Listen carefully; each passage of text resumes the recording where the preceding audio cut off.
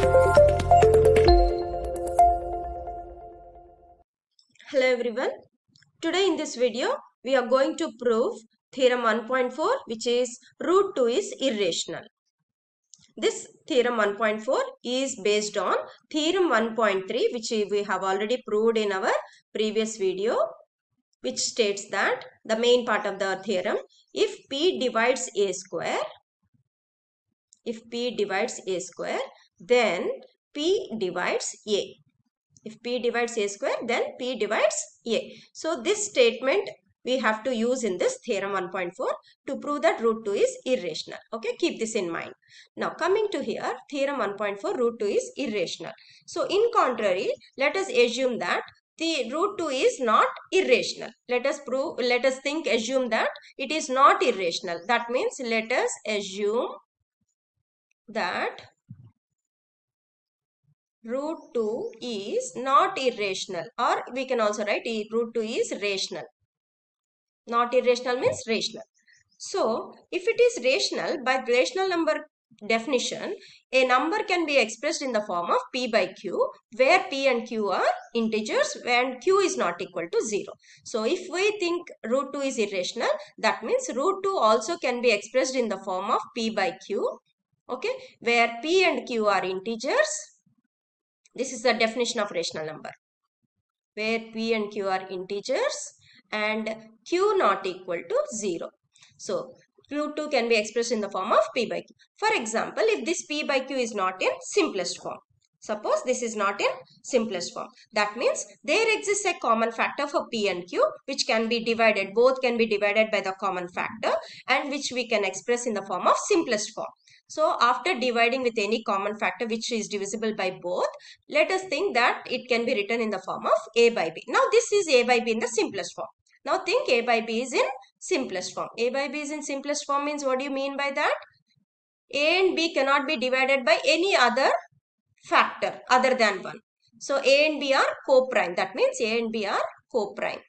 Co-prime in the sense they cannot be divisible by any other number. They do not have any common factor. A and b do not have any common factor other than 1. This is the meaning of co-prime. Other than 1. So this is a statement which we can remember, and we have to use this in the middle of the theorem proof.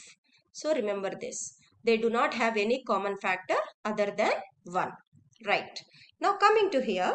So if root 2 is equal to a by b, I can write like, by cross multiplying, b into root 2 is equal to a, or a is equal to root 2b, by sending b to the other side. Now squaring on both sides. Squaring on both sides. What do we get? Squaring on both sides. A becomes a square is equal to root 2 becomes 2 and b becomes b square. Okay. A square is equal to 2b square. So keep this as number 1. We use afterwards. And let us move a little bit up. A square is equal to 2b square we have.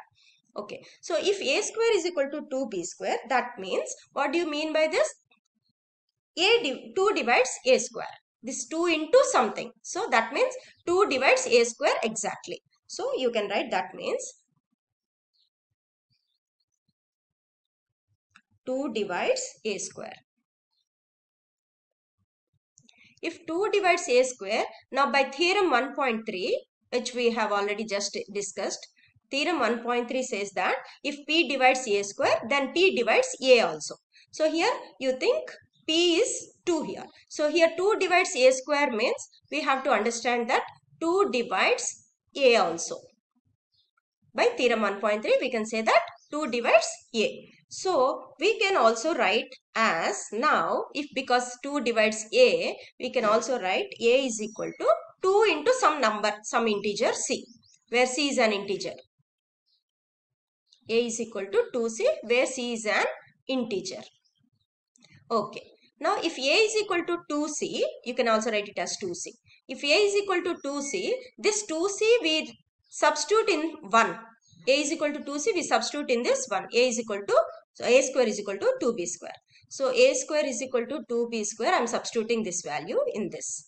So a becomes like 2c whole square is equal to 2b square, which is 2c whole square means which is nothing but 4c square, which we can write as 2b square.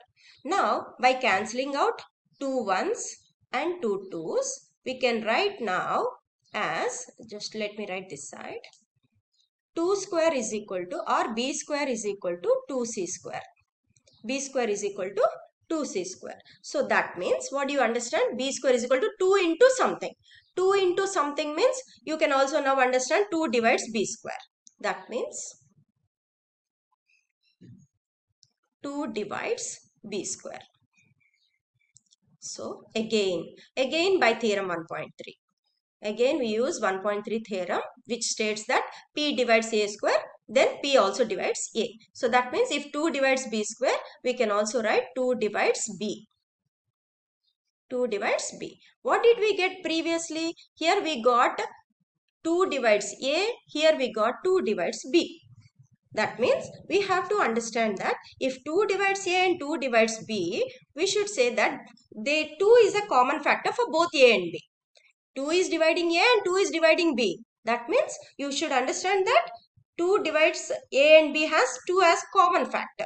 That means a and b has 2 as common factor because of these 2 points. But what did we think in the beginning? A and B are co-prime. Let us see here. A and B are co-prime. That's what I said. We will use this sentence. A and B are co-prime. They do not have any common factor other than 1. So that means this is a contradiction. But we have here A and B has a 2 a common factor. We said that previously A and B do not have any common factor other than 1. But here we are having A and B has 2 as a common factor. This contradicts that our A and B has no common factor other than 1. So this contradiction has arisen because of our assumption that root 2 is irrational. Root 2 is rational. We thought in the beginning root 2 is rational. So this contradicts our A and B are co-prime. So this contradiction arose due to, write like this, this contradiction arose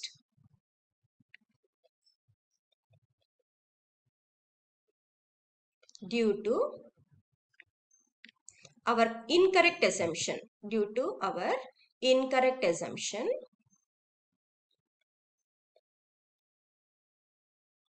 that root 2 is rational. We thought in the beginning root 2 is rational.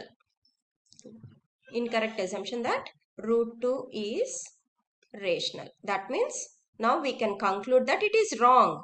So root 2 is not rational. This is a wrong statement we got. So we can now conclude finally. So therefore we can conclude that root 2 is irrational. So in this way you can prove that not only root 2, root 5 or root 3 anything, we can prove that they are irrational. Okay, thank you.